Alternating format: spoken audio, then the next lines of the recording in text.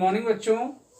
आज हम लोग संख्या पद्धति भाग 3 का अध्ययन करेंगे। आपने नंबर सिस्टम अर्थात संख्या पद्धति में 2 टाइप के क्वेश्चन पढ़ लिए थे, संख्याओं के योग को करना, गुणजों के योग को करना। अगर आपने नहीं देखा पीछे वीडियो तब उसको देख लें।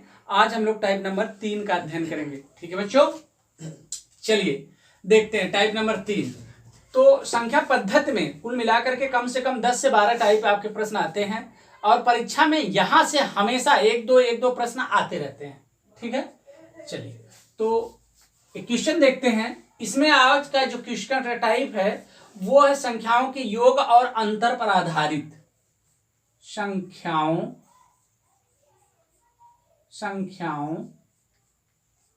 के योग और अंतर पर आधारित संख्याओं के योग और अंतर पर आधारित प्रश्न ये हम लोगों का टाइप है। इस टाइप को आज हम लोग को देखना है। ठीक है बच्चों, बहुत आसान टाइप है और इससे हमेशा प्रश्न आता है। बच्चे हमेशा कुछ ना कुछ गलत कर देते हैं। तो एक क्वेश्चन देखते हैं बच्चों। अगर क्वेश्चन आपका ये आ जाए, 2 संख्याओं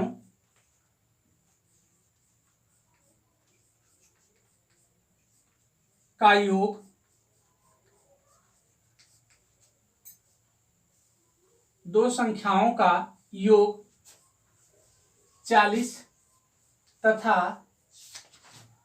अंतर 4 है।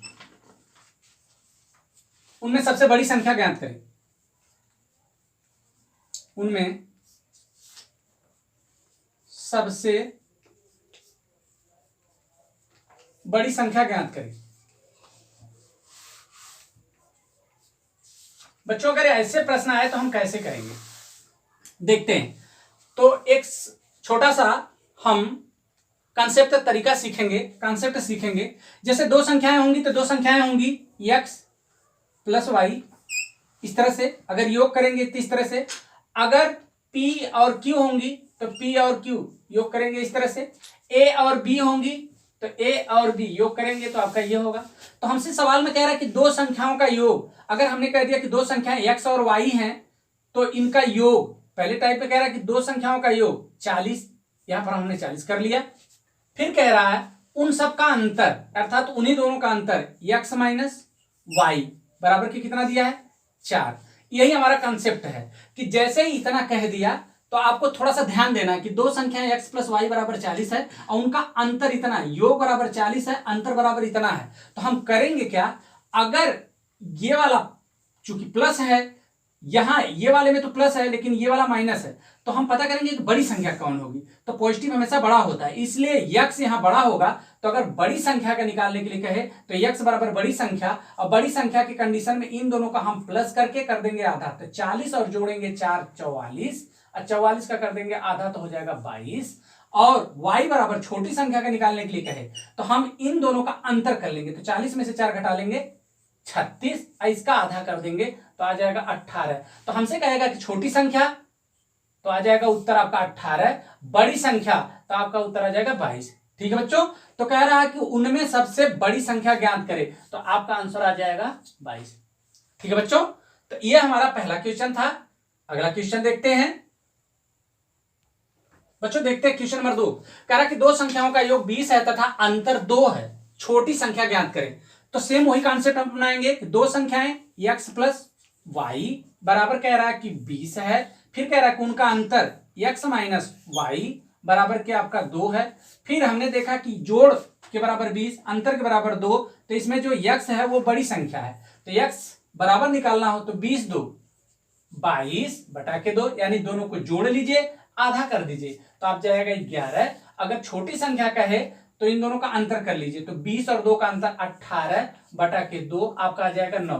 तो पूछ रहा सबसे छोटी संख्या ज्ञात करें तो आपका आंसर आ जाएगा 9। ओके बच्चों, तो इस तरह के क्वेश्चन आपने सीख लिया। अगले क्वेश्चन की तरफ चलते हैं बच्चों। क्वेश्चन अगर ऐसे आ जाए कि 3 क्रमागत संख्याओं का योग 51 है, उनमें सबसे छोटी क्रमागत संख्या क्या है। तो आपको थोड़ा सा हम ले चलेंगे क्रमागत संख्याओं की तरफ।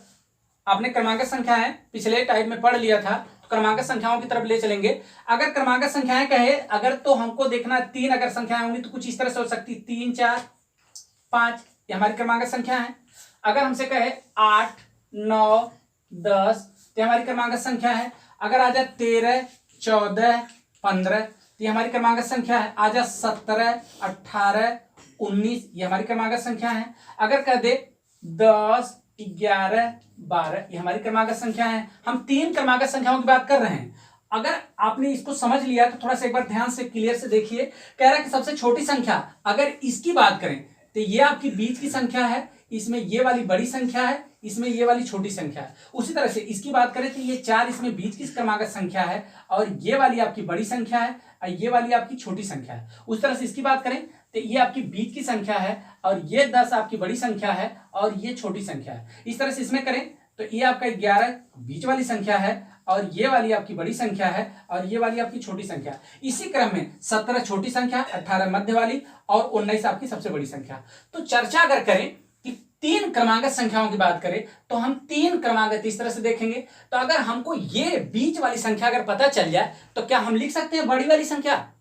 बना सकते हैं, क्योंकि अगर बीच वाली पता चल जाएगी तो एक बढ़ा करके बड़ी और एक घटा करके छोटी। आपने ध्यान से देखना है, देखिए 4 अगर मध्य वाली पता चल जाए, एक बढ़ाएंगे बड़ी 5, और 4 में से एक घटाएंगे 3 छोटी संख्या। ये 3 क्रमागत संख्या की बात कर दे। अगर हमको 5 की कहे, जैसे 5 कहे 20 21 22 23 24, अगर ये देखा जाए तो इसमें बीच वाली सबसे संख्या है 22, उसके बाद एक बड़ी संख्या निकालना हो तो 23, एक छोटी संख्या निकालना हो 21, एक और बड़ी संख्या निकालना हो 24, एक और सबसे छोटी संख्या निकालना हो तो 20। तो आपने देखा सबसे 5 क्रमागत संख्याएं इस प्रकार से 20 21 22 23 24। अगर चर्चा करें इसमें 2 अंक कौन कौन है, तो एक आपका है दहाई का 2 और इकाई का 0। अगर इसकी बात करें सबसे छोटा अंक कौन सा है, तो आपका 2, और सबसे बड़ा अंक 4। अगर इन दोनों संख्याओं के अंकों का अगर योग कहें तो 4 2 6, अगर गुणनफल करें तो 4 दूना 8। तो कुछ प्रश्न इसी तरह से आएगा। इस बार के टेट की परीक्षा में एक प्रश्न इसी तरह से आया था। तो आपने समझ लिया होगा कि 3 क्रमागत संख्याएं या 4 क्रमागत संख्याएं या 5 क्रमागत संख्याएं देगा तो कैसे देगा। तो इस सवाल को थोड़ा सा हम करते हैं, बड़ा इजी वे में करेंगे। चलिए, तो हमने सीखा कि अगर बीच की संख्या पता चल जाए तो छोटी या बड़ी कैसे बनाएंगे। तो कह रहा है कि 3, यहां हमको समझना है, देखना है कि अगर 3 क्रमागत संख्याओं की बात करेगा तो कितना योग दे रहा है। 51 दे रहा है। 51 में हम अगर 3 संख्याओं का योग होगा तो 3 से भाग दे देंगे। भाग देने के बाद जो आएगा उसको बीच में लिखेंगे। तो 3 से आपने भाग दिया तो 17 तिया के 51, आपका आ जाएगा 17। हमने बताया कि अगर बीच की संख्या पता चल जाए तो 3 क्रमागत बना सकते हैं। तो 17 अगर बीच की संख्या पता चल जाएगी तो बड़ी वाली संख्या एक जोड़ेंगे 18, और छोटी वाली संख्या ज्ञात करना होगा तो एक घटाएंगे 16। तो आपके 3 क्रमागत संख्या बन गई 16 17 18। और सवाल में पूछ रहा है कि सबसे छोटी क्रमागत संख्या, तो आपका आंसर आ जाएगा 16। ठीक है बच्चों, ये आपका आंसर हो गया। ओके, एक क्वेश्चन दूसरा लेते हैं। बच्चों देखिए क्वेश्चन नंबर 4 कह रहा है कि 3 क्रमागत संख्याओं का योग 60 है, उनमें सबसे बड़ी क्रमागत संख्या क्या है। तो आपको अभी पीछे आपने देखा है कि अगर 3 क्रमागत संख्याओं की बात कहेगा तो 3 से भाग देंगे, 4 की बात करेगा तो 4 से भाग देंगे, 5 करेगा तो 5 से भाग देंगे। ठीक है बच्चों, तो भाग देने के बाद जो संख्या का परिणाम आएगा वो हम बीच में रख देंगे। तो 3 से आपने भाग दिया तो आ जाएगा 20 तिया के 60 20।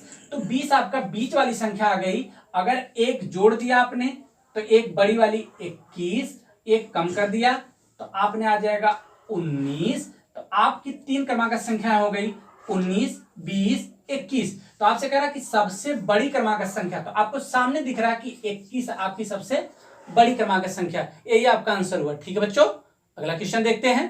कह रहा है कि 5 क्रमागत संख्याओं का योग 95 है, उनमें सबसे बड़ी संख्या के अंकों का योग क्या है।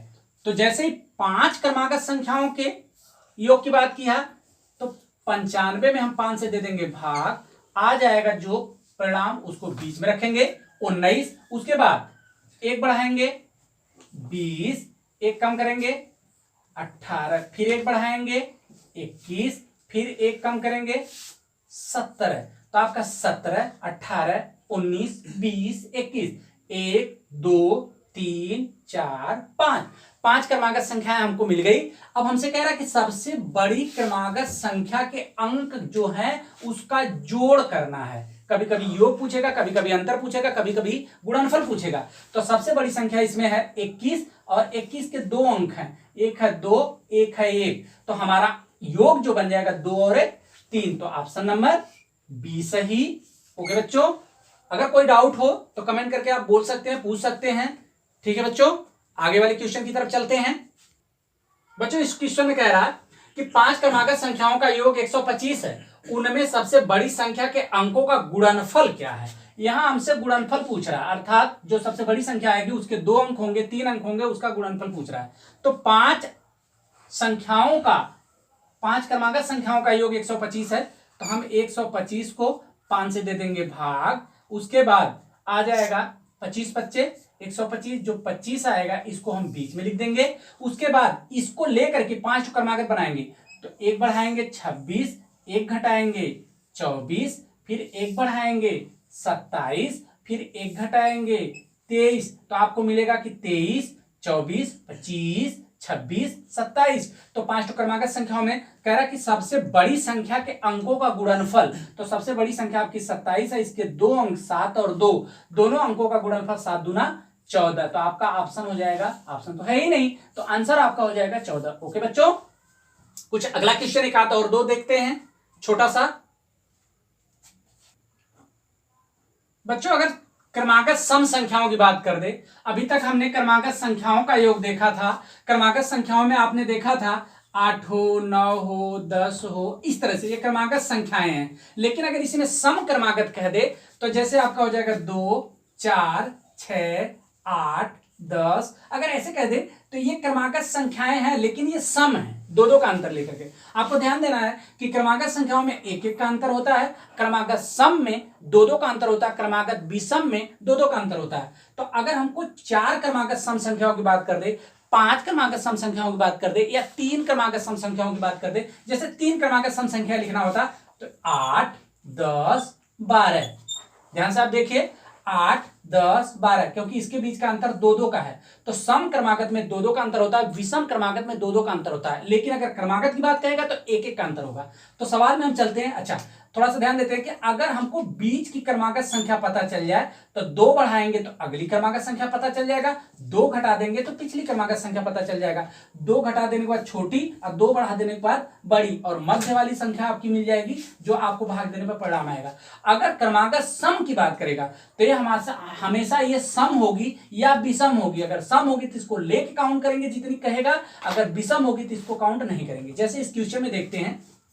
ठीक है बच्चों, बहुत आसान कॉन्सेप्ट है, आप इसको सीखने का प्रयास करिए। कह रहा कि 3 क्रमागत सम संख्याओं का योग 66 है, तो आपने 66 को 3 से भाग दे दिया, तो उत्तर आपका जो आया वो 22 आया। अब 22 के बाद 22 एक सम संख्या है, इसको लेकर के अगली सम संख्या बनाएंगे 24, फिर उसके बाद इसको लेकर के 2 कम करेंगे, पिछली सम संख्या बनाएंगे 20। तो आपकी क्रमागत 3 संख्याएं जो बनी 20, 22, 24। तो आपसे सवाल में कह रहा है कि सम संख्याओं में सबसे छोटी तो 20, 22, 24। तो इसमें ऑप्शन में आपका 20 उत्तर आएगा, तो आपका ऑप्शन सही होगा सी।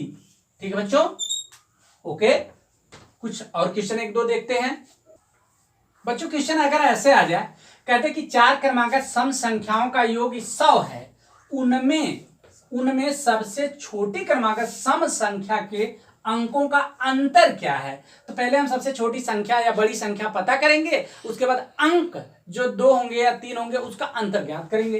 तो आपसे कह रहा है कि 4 क्रमागत सम संख्याओं का योग 100 है, तो 100 को हम 4 से दे देंगे भाग। 4 से भाग दिया आपने तो आ जाएगा क्या 25 चौके 100।